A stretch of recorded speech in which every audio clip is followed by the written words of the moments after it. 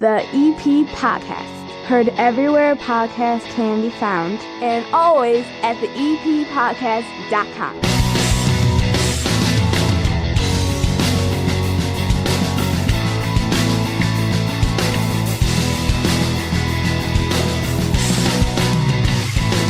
Before this show is over, we're going to get over to Porter Cullens here in Evergreen Park, the place to be this week and this weekend as the high holiday is upon us, and St. Patrick's Day and the Southside Irish Parade and all the green invades our neighborhood, our town, our South Side.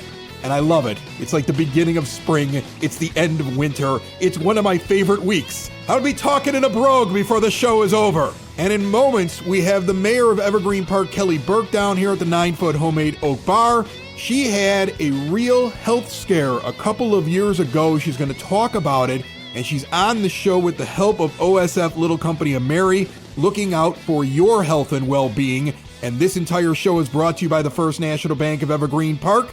Remember that Total Access checking account gives you free ATMs nationwide, a $300 bonus when you open it up with qualifying activities. The mobile banking tools are incredible. Don't just take it from an old man like me. My teenagers love them too. Award-winning customer service. Switch over to a true community bank and get in there at 95th and Pulaski, where there's always somebody there to help you. You don't have to worry about making an appointment a week in advance. Anything you have going on, it is just the most old school but well-run modern bank you're going to find. That's why the business, all the kids' accounts, my college kid, I get her money through the account. My personal account, everything I have is with the First National Bank of Evergreen Park, member FDIC. Joining me down here at the 9-foot homemade oak bar, we have a couple of special guests. One you've seen a lot of lately, and she's got signs everywhere. The mayor of Evergreen Park, Kelly Burke. And then also we have Erin Smith. She is a nurse over at OSF Little Company of Mary, and would be the kind of person that sets up your scheduling for a test for a colonoscopy. And March is National Colon Cancer Awareness Month. And there's a reason the mayor is down here, and there's a reason Erin's down here. But first of all, welcome to both of you. How are you? I'm doing well. Thanks for having me. Good to see you, Chris. Good to see you. Thanks for having me back again. Good to see you, of course. So we'll get into what Erin does, but why don't we first explain why you're here? Because otherwise people are going to sit there and say, why is the mayor here for this segment? You were diagnosed, what was it, a year or so ago? 2 years ago. 2 years ago. December 2023, after a routine screening. So nice segue into what Erin does. I was diagnosed with colon cancer. And it was through a referral from my primary care doc, Ginny Hendricks, who was one of your guests. She was a guest recently. Yeah, at Little Company, because of my, it was time for a screening. And so I went and had a colonoscopy, no symptoms, no health risks, no family history. And I was diagnosed with cancer, had to have surgery, had to do some preventative chemo. And am here as a success story, but I just feel really strongly about the screenings. I had to be prodded into it, but since I finished my chemo and started talking with folks about my experience, I have had people who have said, "Oh my gosh, I went and got the screening.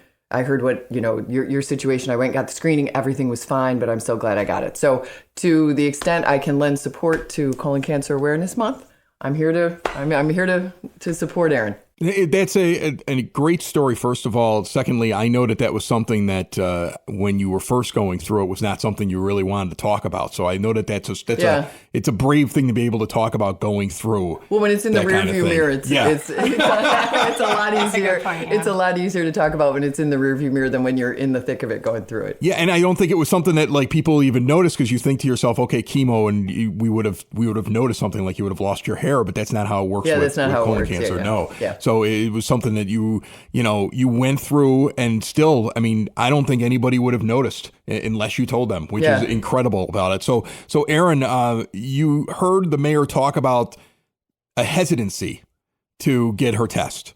And, I see all these different things, like everything from there's a certain age, so don't worry till you get to that age. I tend to wait until my doctor tells me to do something but then I'll say, okay, fine. If my doctor's telling me to do it, I'll go and do it. I also see the commercials where people poop in a box, which I think is a little weird, but I know some people do that. So what is the recommendation? When should people actually first get tested for this?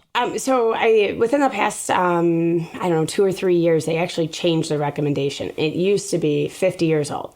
Everybody 50 and older should have a colonoscopy. But they have found that colon cancer is on the rise, and unfortunately in younger people, so they did change it to 45. So anyone 45 and older should have a screening colonoscopy. The colonoscopy, from what I understand, is the gold standard for finding colon cancer. It's the best one, the best test, because you're actually going in there and visualizing. And that's the scope thing. That's exactly what that is. That's the scope thing. I had a surgery on my stomach. How long has it been now? 7-8 years. And so I got multiple colonoscopies done because they had to make sure that everything was the surgery. They were trying to figure out what was wrong. So they were scoping from the top and the bottom. I would always say, please scope from the top before you put the scope in the bottom. That's usually, and they're two different cameras. Yeah, right. So I was getting them before I even got to the recommended age. Okay. So now it's funny. I'll look at my doctor, be like, hey, is it due? And he's like, you've been scoped so many times. Take a rest. Okay. But it is something that a lot of people don't go out and do. So the way that I remember it, and correct me if I'm wrong, the worst part about the test is actually the day before the test. Because you got to take some kind of solution. You got to make sure Correct. everything's cleaned out. Don't make any plans that day. But then you go in and it's something that they just basically, they put you to sleep. There's a test and it's over. It's not something that's very complicated, correct? So that's what the overwhelming majority of patients will say. They'll say, oh my gosh, the prep was rough. And they have all different kinds now. I mean, back when I remember my parents having to do this, and they had this huge gallon of fluid that they had to drink. And now there's versions that you just mix over the counter stuff with Gatorade. It's more tolerable. Mm-hmm. There's pills you could take. There's 2 mini jugs of liquid. So there's different types of prep that you can talk to your doctor about, which one works for you. But that is usually the part people say is rough because you're on a clear liquid diet all day. So you can't have any solid food. You can't have milk or orange juice. You can have coffee, but no cream in it, which who has coffee? You're going to lose a pound or two. Yeah. Think of it that way. Here's the thing. You're going to lose a couple of pounds in the process. So think of it as a quick weight loss thing. Yeah. And trying to put a positive you kind spin of on this. dehydrate a little bit. So, but yes, you do lose a couple pounds. But once you're all cleaned out, coming in that day, it's, you get an IV and they put some medicine in there and you kind of just drift off to sleep. Yeah. And before you know it, you're awake and you had someone check your colon for you. So now there's an age for screening, but are there symptoms? Did you have any symptoms? None. Okay. Are there symptoms that that possibly the mayor just ignored? Ignore nothing. There are symptoms of colon cancer. However, I think the overwhelming, especially in early stages, there are none. You might see changes in your stool, but you might not. You might have cramping. Some people will have an urge to go to the bathroom, and then when they go, that urge doesn't really feel relieved. Or they're going more than they used to. So you'll see a change in bowel habits, maybe unexplained weight loss. So those things are there, but often in the early stages, they're not. And that's where the colonoscopy becomes really important. Because if you can catch something early, I think when they catch it early, if it doesn't, if it's still localized, I think it's a 90% survival rate. But when you catch it and, when it's metastasized, I think it's 10. Yeah. I think with stage 3 where it's in the colon, maybe spreading to the lymph nodes, I think that one was around 70. So the sooner you catch it, your odds just go way up. Your survival rate goes way up. So it's an important test. Yeah. But like you say, people are I don't have any symptoms and I feel fine. So you don't go to the doctor. But what if you didn't go? You were stage 3. So stage 3, in stage 3, and I tried to put it and you as a medical person might roll your eyes at this, but it wasn't as bad as it sounded. But stage 3, it meant it was in your lymph nodes, but it had not gone anywhere else. It wasn't in your other organs. Exactly. And it wasn't in the bloodstream. There was no, they call it circulating tumor DNA. And there was nothing like that present. So I had as good a prognosis as you could get.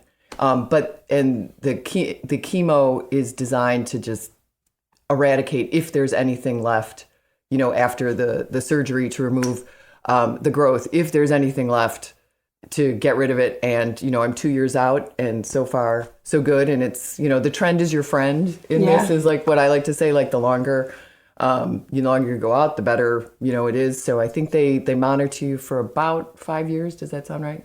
Yeah. Yeah. So it's one of those things that you really want to catch, and you want to catch it as quickly as possible. And you're a perfect example, though, because you didn't have any symptoms. Right.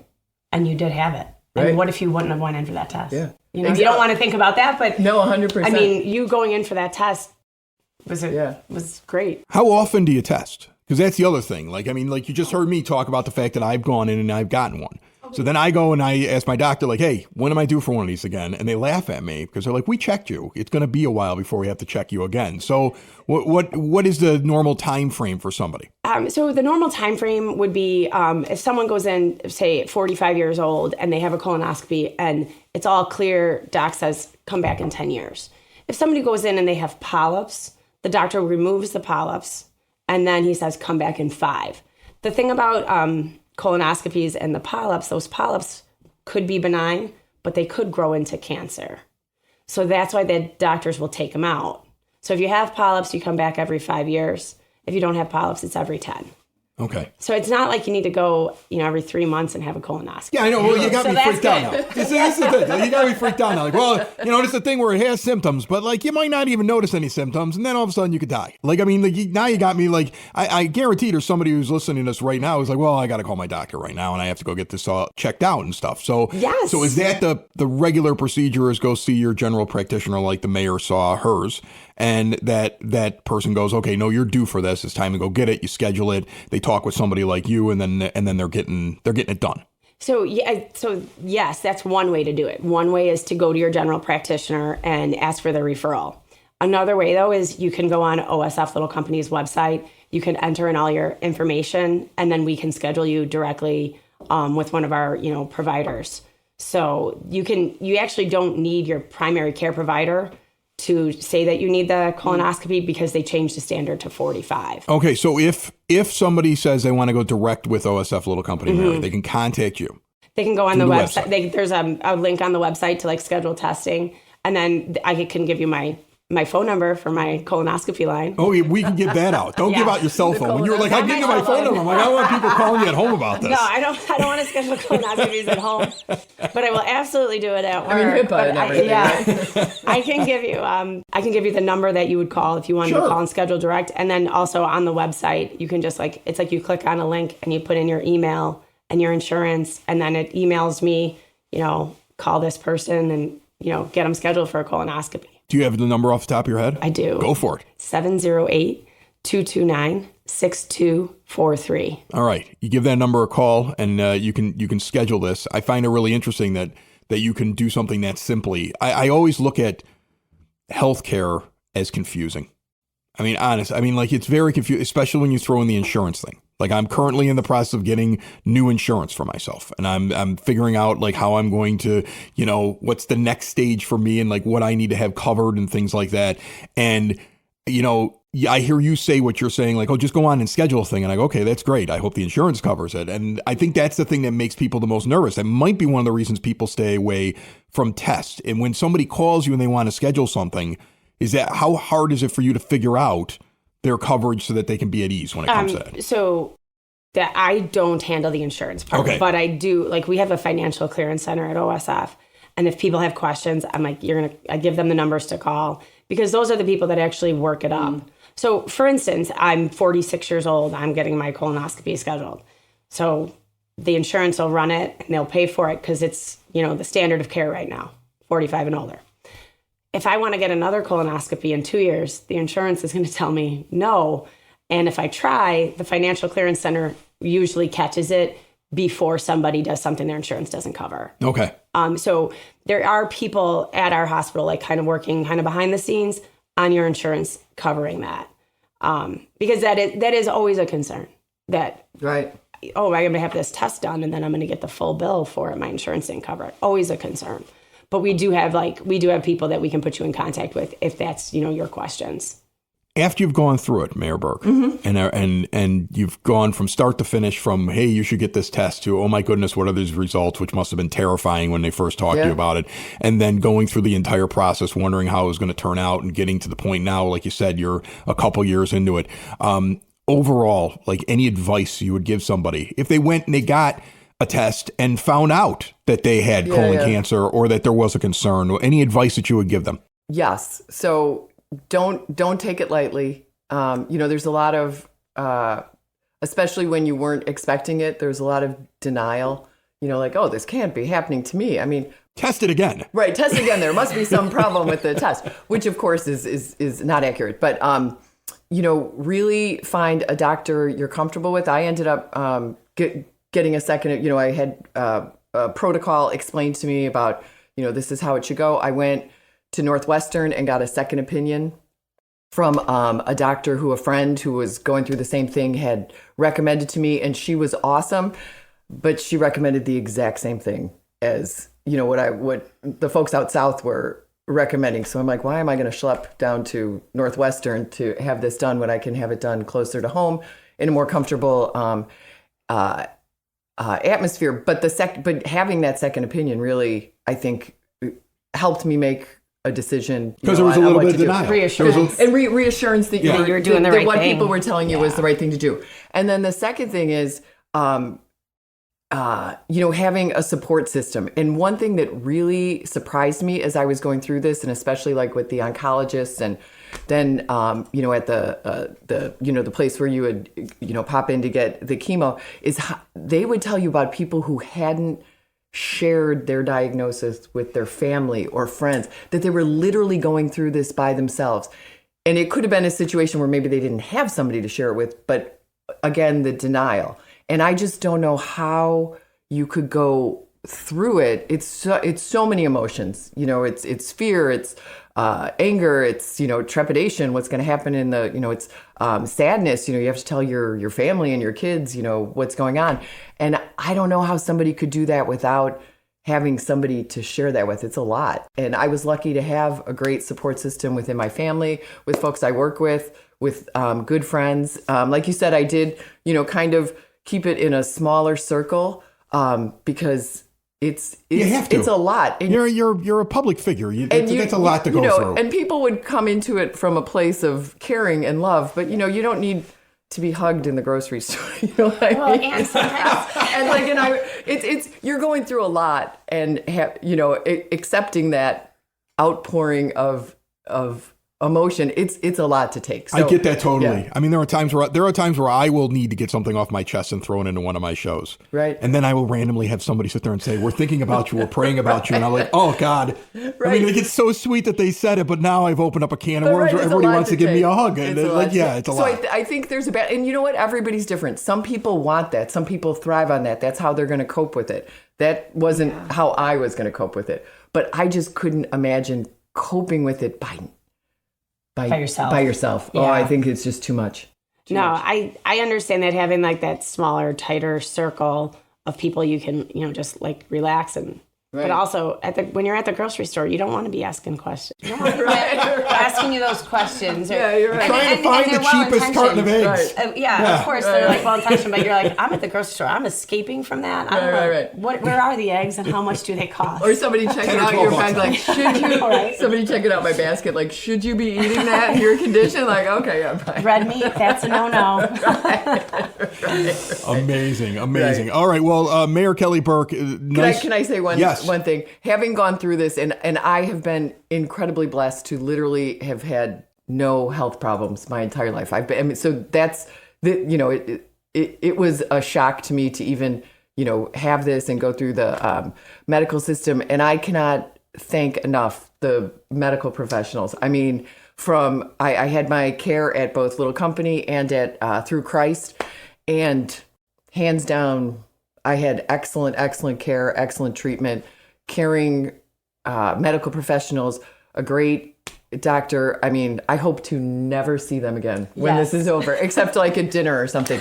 But it was, I truly I truly am grateful. And it all started at Little Company of Mary. That's It where all started the whole at thing Little started Company over of there at OSF Little Company of Mary. And if you want to get yourself screened or you have any questions, Erin is probably the person you're going to end up talking to. That number one more time.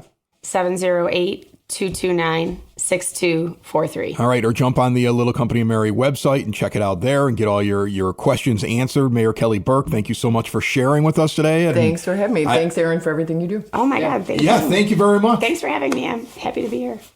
Surrounded by Sox memorabilia. Yeah, right. Building relationships, supporting the community, and service. These are the things that Country Financial stands for. They're more than just an office you may pass by as you drive through Evergreen Park. They're neighbors who lend a helping hand and support the fabric of your community, including charitable organizations, sports, financial education, and civic organizations. And since Country is already your neighbor, they want to get together and chat. Call your local Country Financial representative, Mike Thauer, today at 708-425-1559 to talk about the things that are important to you and how he can help you protect them.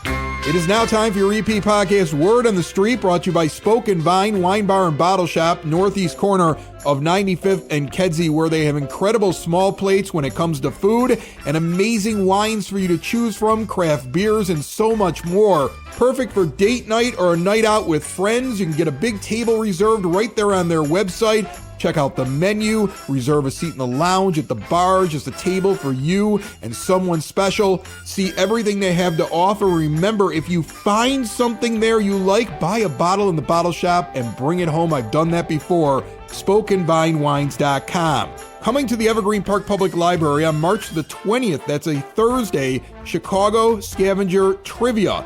It's a scavenger hunt book that's being presented with over 300 places in 17 Chicago neighborhoods, and it's all in rhyme. The author is going to take attendees on a tour of notable locations, and it's going to be an interactive event, so attendees will be guessing answers and testing their Chicago knowledge. You have to sign up for this. Seats are going quickly. Get to evergreenparklibrary.org.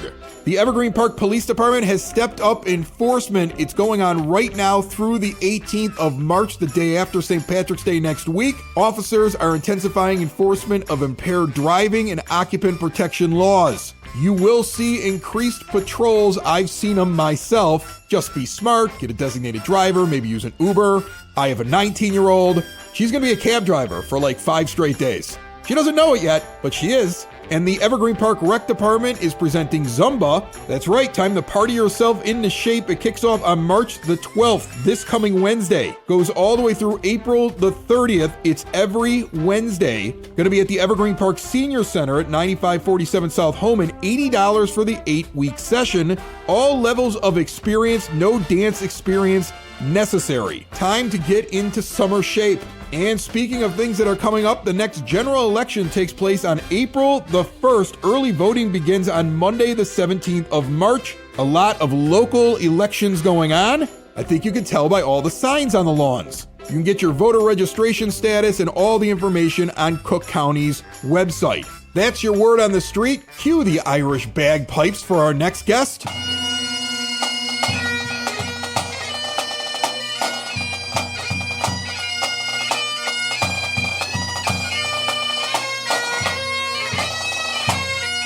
The EP podcast at Porter Cullens, because this is the week. This is the place to be in Evergreen Park. It's been like that for years before my friend Kirtan came along and took this place to new heights, which, by the way, it looks beautiful, my friend. I appreciate that. Thanks. It looks absolutely incredible. I mean, I brought the kids in here to eat tonight, and both of the boys are looking around. They're like, wow. And I'm like, yeah, it's like going to Disney World. Yeah. But it's an Irish bar.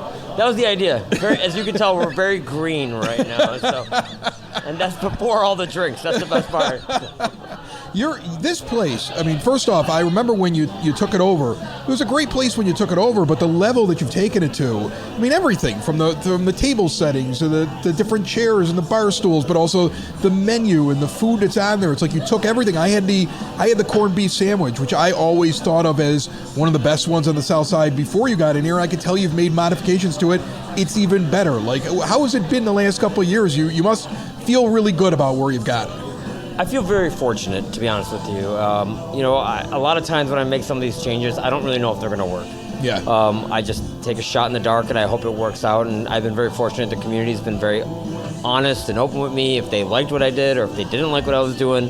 And it's kind of helped me right size to make sure that I'm serving them in the best possible way that they would like to be served, because this is what this is about. It's about the community. It's about our customers, and I'm glad. So the journey over the last 2 years has, I said it last year, has far exceeded every expectation I ever had. It's really the best, and I'm very, very lucky. I think one of the things that's amazing is that most of the time when you're here, I mean, you can't be here all the time, but you're here most of the time. Like, I popped in this weekend. I just popped in because I was like, I'm right up the block. I'm like, I'm going to go up, I'm going to have a drink. There you were, just sitting there. We had a good time. I think we closed the place out. We sure did. we had a solid time. So this week now, you've got so much going on, I would imagine, because one, the crowds have to pick up in March. Like, you get people who are nostalgic and they want to go out and they want to have the Irish Fair, and you've got plenty of that here, and they also want to get themselves a Guinness, and they also want to be here on St. Pat's Day, and there's going to be people here on Southside Irish Parade Day, and all weekend, I would imagine, is going to be busy. What are your plans? What are the plans here at Porter Cullens? Yeah, so we're going to have, kind of our typical fare. We'll have it out there. We're also going to do an Irish platter this weekend with the corned beef and cabbage and the potatoes and the carrots and that kind of thing. Obviously, we're going to serve a lot of Guinness. I actually tripled my Guinness order this week just to make sure we're ready to go. Good plan. Yeah, along with the Miller Lights and the Bud Lights and anything else that everybody wants. But we've made sure we've stocked up. We are going to have live music every single day of the weekend, where we have different bands popping through. Whether that be O'Leary's Lantern or the Gotham Ramblers. Murphy's. We have different bands playing through. On Sunday, we're going to have bagpipers in here in the morning. We're opening early at 8 a.m.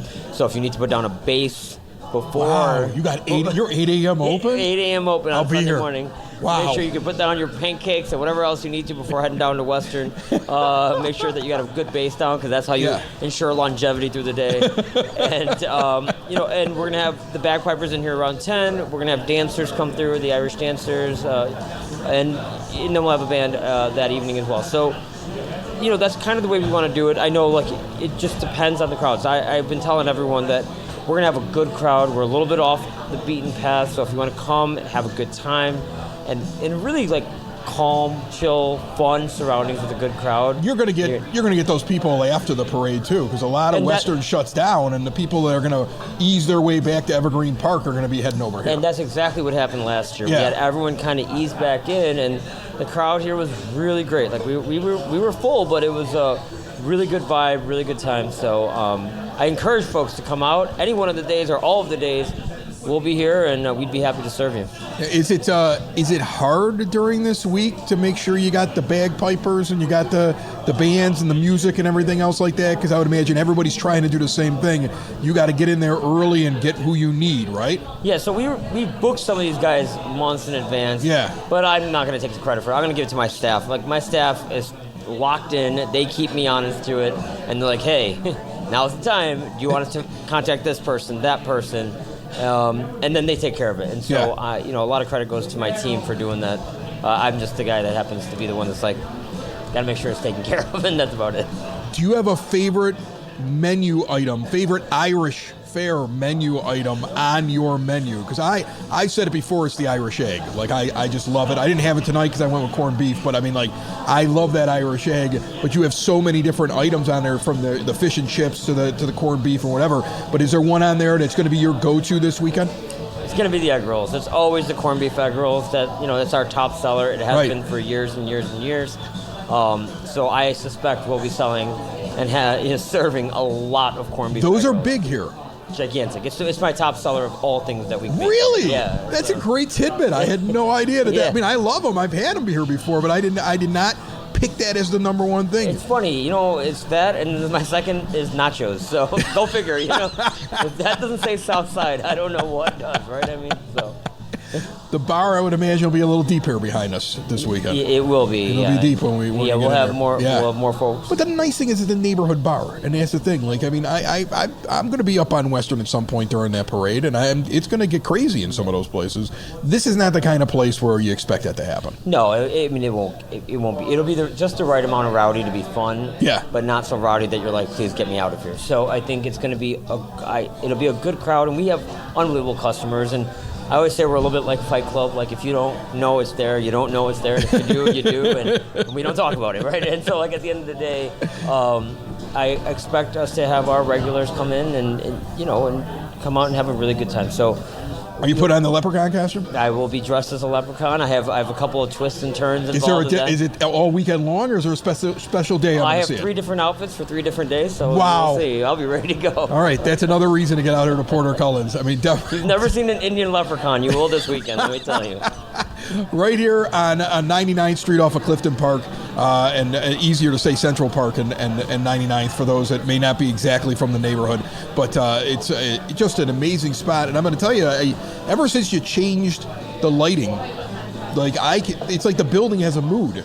Yeah. Like I know how the building's feeling that day. If it's in a good mood, if it's Valentine's Day, if it's St. Patrick's Day, if it's like ready to party. Like, the building changes colors. It's like it's a building with a personality now. Yeah, that's awesome. That's a beautiful way to put it. That's my take as I drive down the street. I love it, especially with the new signage. We're able to change the colors. So right now it's obviously the colors of the Irish flag. For St. Patrick's we had for St. Valentine's Day we had it pink and purple, and we keep kind of evolving with that. But I have great decorators that come through, add a lot of these stairs, and I never thought about it when I first did it, but a lot of people said the same thing, that when they drive by, it kind of catches their eye. And like I said, I try things, I never know if they're going to work, and I've been very fortunate that some of these things have panned out the way they have. Well, you're killing it, my friend. Good luck this weekend. You'll see me here at some point, if not many points, sounds at good. Porter Cullens. I look forward to seeing you, and hopefully I'll still see you when I see you. All right. It's the EP Podcast, all things Evergreen Park. It's the EP Podcast, Evergreen Park.